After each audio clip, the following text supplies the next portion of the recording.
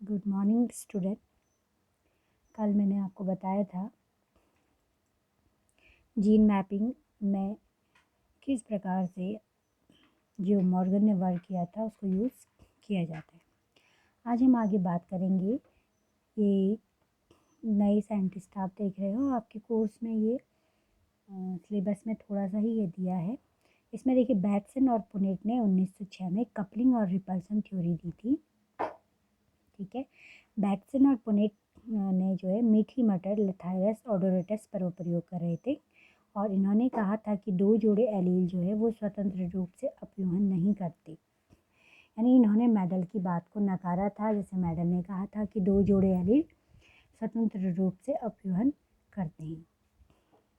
ठीक है, तो इन्होंने क्या प्रयोग किया था? बैटसन और पुनेट ने मीठी मटर में डायहाइब्रिड क्रॉस कराया। इन्होंने दो लक्षण लिए, blue flower and long pollen grain. देखिए capital B capital L, blue flower long pollen grain, ये प्रभावी लक्षण है। इसका इन्होंने जो विरोधी लिया वो रेड फ्लावर स्मॉल पॉलन, यह प्रभावी था। मैंने इसको स्मॉल से दिखाया। क्रॉस करने पे देखिए ये ब्लू लॉन्ग रेड स्मॉल है। फर्स्ट पीढ़ी में देखिए ब्लू फ्लावर लॉन्ग पॉलन मिले। ठीक है, ब्लू फ्लावर लॉन्ग पॉलन इन्हें मिले। F1 पीढ़ी को इन्होंने अब F1 पीढ़ी में इन्होंने फिर टेस्ट क्रॉस कराया। तो ये F1 पीढ़ी है, इसको रिसेसिव पेरेंट से टेस्ट क्रॉस कराया। ठीक है, यहाँ से 4 गेमीट बनेंगे। ठीक है, और ये रिसेसिव वाला है, इसका एक गेमीट है, तो इनको क्रॉस कराया। ठीक है, देखिए टेस्ट क्रॉस में मेंडल के नियम में क्या माना जाता था कि ये चारों गेमीट बराबर मात्रा में बनते हैं, तो उनका रेशियो 1:1:1:1 आता था। यानी 25-25, 100 अगर प्लांट बने हैं तो 25-25-25 में वो डिवाइड होते थे, जिसमें से 25 कैसे बनते थे? पेरेंटल कैरेक्टर प्रभावी, 25 पेरेंटल अप्रभावी, और बीच के जो 25 बनते थे वो रिकॉम्बिनेंट बनते थे। ठीक है, लेकिन यहाँ पर जो रेशियो आया वो आया 7:1:1:7 का यहाँ पे रेशियो आया। ठीक, तो इस रेशियो का मतलब ये था कि जो प्रभावी लक्षण है, देखिए कैपिटल बी कैपिटल एल, ये वाला, ये 7 गुना अधिक बने। ठीक है, किससे? ये जो हमारा रिकॉम्बिनेंट है, ये रिकॉम्बिनेंट है, ये ब्लू और स्मॉल है। देखिए ब्लू और स्मॉल है, ये एक एक बने, मतलब कि ये जो है इससे 7 गुना बना।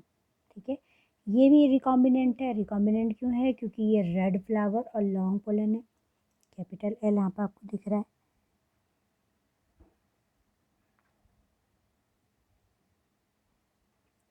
ये क्या है? रेड फ्लावर और लॉन्ग पॉलन ग्रेन है। ये भी एक एक, मतलब इसका रेशियो एक था। और ये आप देखिए ये ओरिजिनल पेरेंटल वाला है जिसमें रेड और स्मॉल पॉलन ग्रेन है, ये वाला, ये भी 7 बने। यानी जो रिकॉम्बिनेंट थे वो बहुत कम मात्रा में बने और जो पेरेंटल लक्षण थे वो बहुत ज़्यादा मात्रा में बने। ठीक है, जबकि मेडल के टेस्ट क्रॉस में ये सब बराबर बनते थे, यानी 1:1:1 आता था। यानी 25 ये बनते थे, 25 ये और 25 ये बनते थे।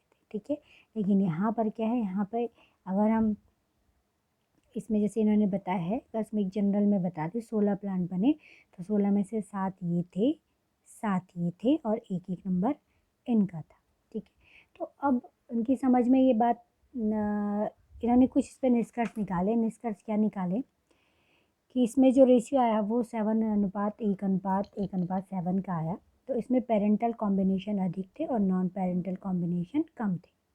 ठीक है, तो F2 पीढ़ी में जो फिनोटाइप्स थे वो 7:1:1:7 थे। ये दर्शाता है कि जो प्रभावी लक्षण थे जो पेरेंट में थे, ये पेरेंटल लक्षण है। ठीक है, पेरेंटल लक्षण है और यहाँ पर दोनों प्रभावी जीन एक साथ हैं। ये बात थोड़ा ध्यान रखिए, यहाँ पर दोनों प्रभावी जीन एक साथ है, ब्लू और लॉन्ग एक साथ है, रेड और स्मॉल एक साथ है। ठीक है, तो ये जो प्रभावी थे दोनों एक साथ थे, ये अप्रभावी क्या थे? एक साथ थे। ये 7 गुना अधिक थे किसकी तुलना में? जो रिकॉम्बिनेशन बने। रिकॉम्बिनेशन यानी इस ब्लू के साथ ये स्मॉल आ गया, इस एल के साथ, कैपिटल एल के साथ ये वाला स्मॉल बी आ गया। तो इस घटना को उन्होंने कपलिंग कहा। कपलिंग क्यों बोला? क्योंकि जो प्रभावी जीन थे वो एक साथ थे और अप्रभावी जीन एक साथ थे। ठीक है, तो कपलिंग कहा गया। BL यानी ये जो एलील हैं BL और स्मॉल bl एक ही पेरेंट्स से आते हैं और एक ही युग्मक के अंदर रहना पसंद करते हैं। तो ये कैपिटल B और कैपिटल L यानी ये एक पेरेंट्स में थे, स्मॉल b और स्मॉल l एक पेरेंट्स में थे, तो ये एक ही साथ रहना पसंद कर रहे हैं और एक ही गेमिट में ये जा रहे हैं। ठीक है, इसीलिए इनकी संख्या ज़्यादा है और थोड़ा बहुत जो क्रॉसिंग ओवर से रिकॉम्बिनेंट बन रहे हैं उनकी संख्या कम है। अब इन्होंने फिर एक प्रयोग करा। उन्होंने अब प्रयोग में क्या क्या देखे? ब्लू और राउंड को एक साथ ले लिया और रेड और लॉन्ग कैरेक्टर एक साथ लिया। यानी अब इन्होंने ऐसे फ्लावर लिए जो ब्लू और राउंड थे, पेरेंट्स में थे ब्लू और राउंड। तो यहाँ पे आप जानते हो ब्लू क्या है? प्रभावी लक्षण है। और एल क्या है? एल अप्रभावी है। ठीक है, तो इस समय यहाँ पर इस क्रोमोसोम में जो दो लक्षण है, इस गुणसूत्र में जो दो लक्षण है कैपिटल B और स्मॉल l, वो एक गुणसूत्र पे है, यानी B और L एक साथ है इस समय। अभी तक जो इन्होंने प्रयोग किया उसमें कैपिटल B और कैपिटल L जो थे वो एक गुणसूत्र पे थे। इसको इन्होंने क्या बोला? कपलिंग बोला। ठीक है, यहाँ के केस में इन्होंने क्या लिया? एक प्रभावी है और एक अप्रभावी है, एक गुणसूत्र में था। यहाँ देखिए रेड और लॉन्ग क्या थे? एक साथ है। लॉन्ग प्रभावी है, रेड अप्रभावी है। तो F1 पीढ़ी में इनको क्या मिला? ये आपको ध्यान रखना है, इस समय रेड के साथ लॉन्ग है। ठीक है, पीछे क्या था? पीछे मतलब जो हमने पहले किया इसमें प्रभावी लक्षण एक साथ थे और अप्रभावी एक साथ थे। तो फर्स्ट पीढ़ी में हमको क्या मिलेगा? ब्लू और लॉन्ग। ठीक है, क्योंकि लॉन्ग राउंड पे प्रभावी है। तो पहली पीढ़ी में क्योंकि सारे गेमीट्स एक साथ आ गए हैं, सारे गेमीट्स क्या हैं? एक साथ आ गए हैं, तो ये जो बना ये ब्लू और लॉन्ग था। फिर उन्होंने टेस्ट क्रॉस कराया। टेस्ट क्रॉस में ये ब्लू और लॉन्ग था, F1 पीढ़ी है। अब यहाँ पे रिसेसिव पेरेंट्स से इसको कैरेक्टर को क्रॉस कराना था। तो रिसेसिव से मतलब क्या है? रिसेसिव से मतलब है कि हम इसको ऐसे पेरेंट्स से क्रॉस कराएंगे जो कैसा होगा? इसकी तरह नहीं होगा। क्यों? क्योंकि इसमें एक कैरेक्टर तो कैसा है? अप्रभावी है और दूसरा प्रभावी है। तो ये हमारा अप्रभावी पेरेंट्स तो रहा नहीं, क्योंकि एक कैरेक्टर के लिए प्रभावी, एक के लिए अप्रभावी है। तो हमने फिर इसको इससे क्रॉस कराया जो हमने शुरू में लिया था, शुद्ध था जो। ठीक है, जिसमें दोनों कैरेक्टर के अप्रभावी है, इससे क्रॉस कराया। यानी ये कैसा है? Red and round. इसे क्रॉस कराने पे फिर हमको वही रेशियो मिला, 7:1:1:7।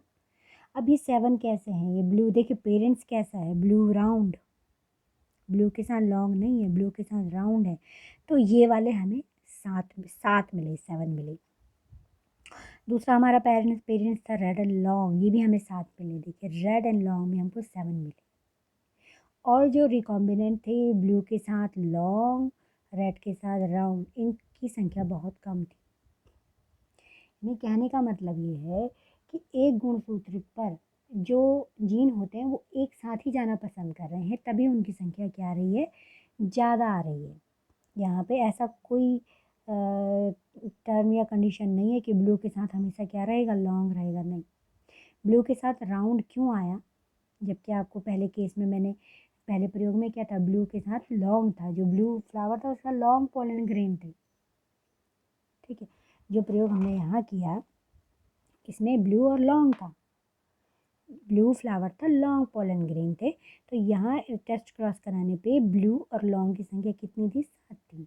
नीले फूल और लंबे परागकण की संख्या 7 थी।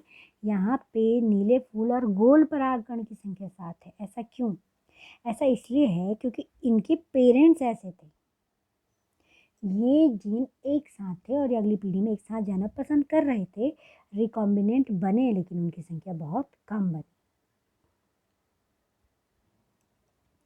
तो यहाँ पे आप देखिए कैपिटल B और स्मॉल l ये एक साथ हैं बेटा, एक ही गुणसूत्र पे हैं। स्मॉल b और कैपिटल L ये एक साथ रहना चाहते हैं, इनकी संख्या भी ज़्यादा है, तो इसे रिपल्सन कहा गया। रिपल्सन इसे इसीलिए कहा गया क्योंकि इस एक गुणसूत्र पर एक प्रभावी लक्षण है और एक अप्रभावी लक्षण है।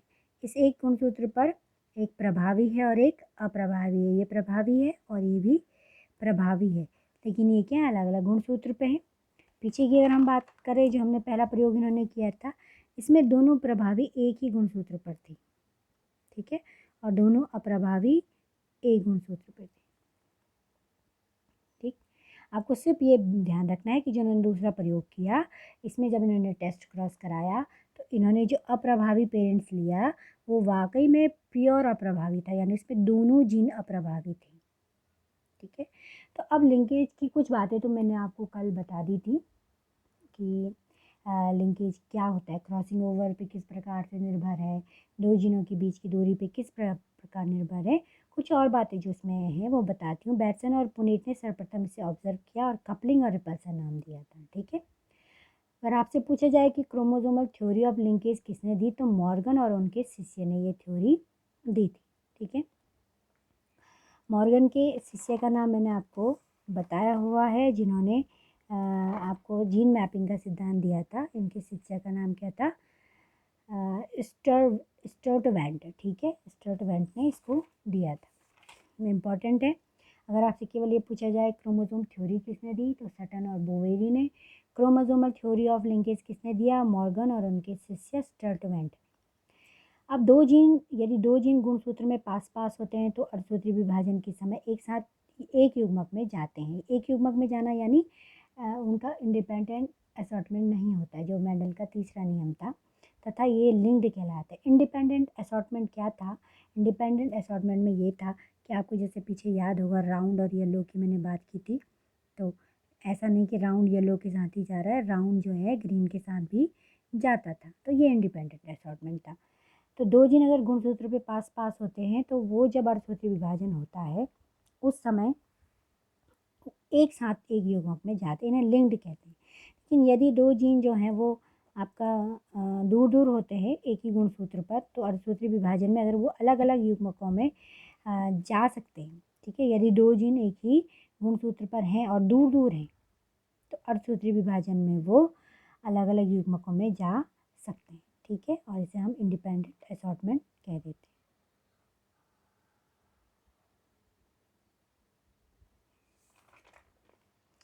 तो अब किसी एक गुणसूत्र पर उपस्थित जीन एक साथ वंशागत होने की प्रवृत्ति दिखाते हैं, ये मैंने आपको बताया है। अब क्या है, लिंक्ड जीन किसी एक गुणसूत्र पर पास पास होते हैं।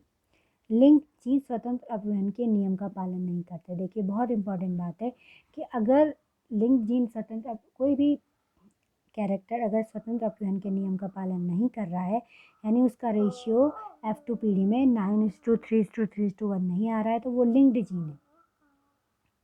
लिंक जीन का डायहाइब्रिड क्रॉस का फिनोटाइप हमेशा 3:1 आता है, ना कि 9:3:1।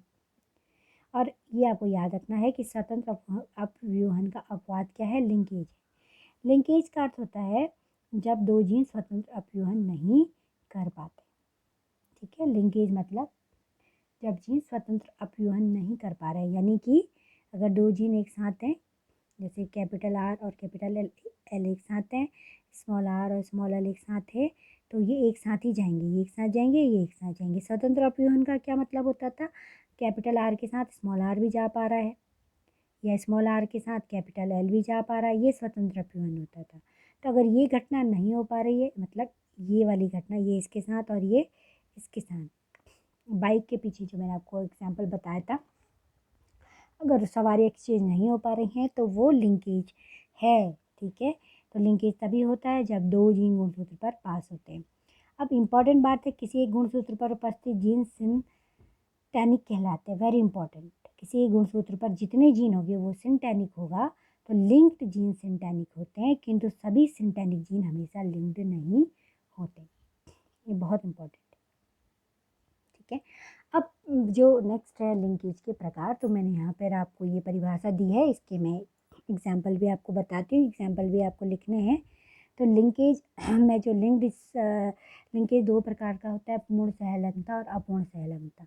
पूर्ण सहलंगता क्या होती है? जब दो जीन 2-3 पीढ़ी तक एक साथ रहते हैं तो इस प्रकार की सहलंगता पूर्ण कहलाती है और ये देखने को बहुत कम मिलती है। इसका एग्जाम्पल मैंने यहाँ पर ये लिखा है कंप्लीट लिंकेज का ड्रोसोफिला में तो यहाँ पे ये रेड आइट और वाइट आइट मतलब ये फीमेल थी और ये मेल था। ये वाइट आई है, सफ़ेद आँख वाली और लाल आँख वाली मक्खी के बीच में क्रॉस कराया गया। तो जो लाल आँख वाली थी उसके पंख लंबे थे, सफ़ेद आँख वाली थी उसके जो नर था उसके पंख छोटे थे।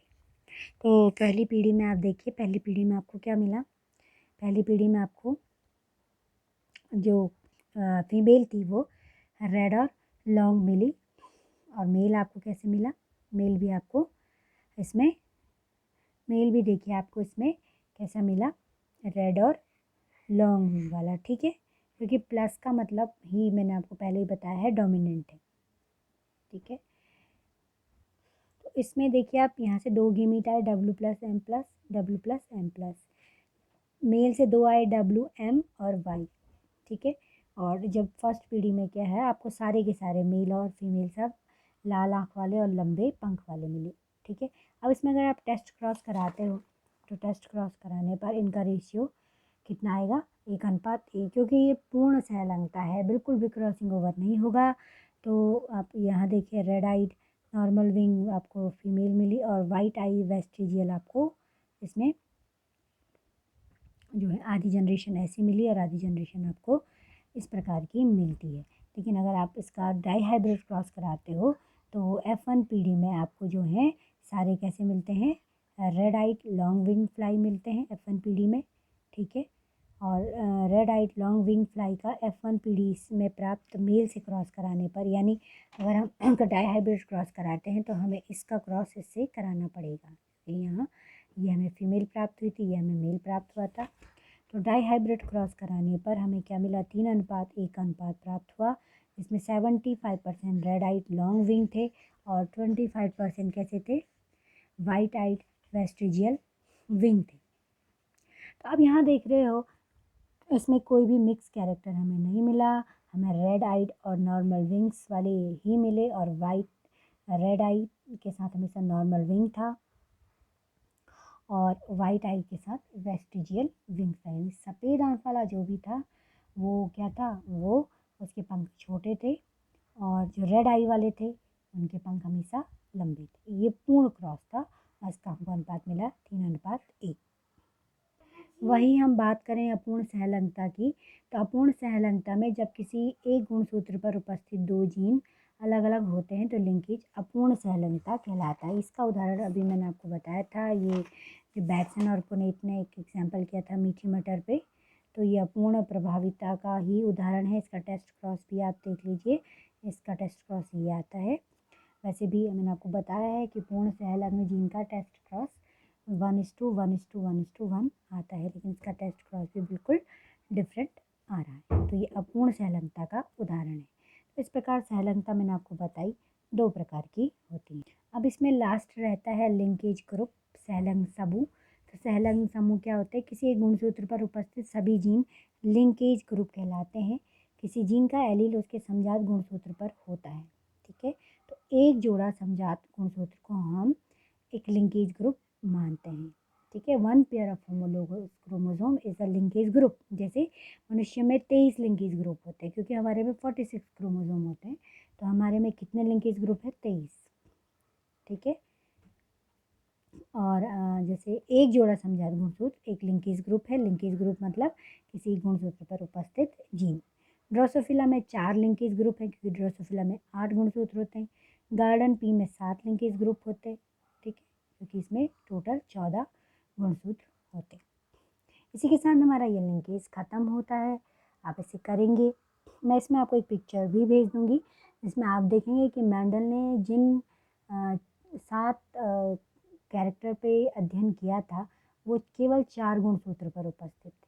अगर वो अलग अलग गुणसूत्र पर उपस्थित होते तो शायद मेंडल लिंकेज की खोज पहले ही कर लेते, लेकिन इत्तेफाक से क्या हुआ कि उनके जो कैरेक्टर थे वो 4 ही गुणसूत्रों पर उपस्थित थे। उसकी मैं आपको फ़ोटो भेज दूँगी। Thank you for today.